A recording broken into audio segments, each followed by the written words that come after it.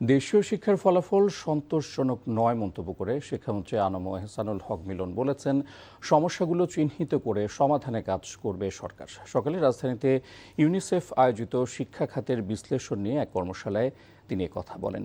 সারা দেশে শুধু শিক্ষা খাতে ৮৩,০০০ মামলা রয়েছে উল্লেখ করে তিনি বলেন, আইনি জটিলতার কারণে শিক্ষক নিয়োগ প্রক্রিয়া বাধাগ্রস্ত হচ্ছে। বলেন, প্রাথমিক স্তরে এখনও প্রায় ১০ লাখ শিশু শিক্ষার বাইরে রয়েছে।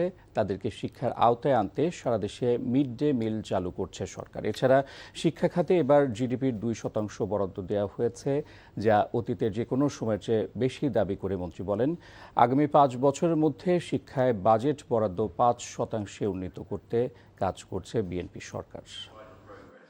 Our drop rate are very high and the intake are not that good either. That's the reason we are providing, as our Honorable Prime Minister instructed, the school dress. The kids will now get school dress across the board. 83,000 cases is unsettled. All of them are sub judice matter, and we cannot take any decision regarding these matters.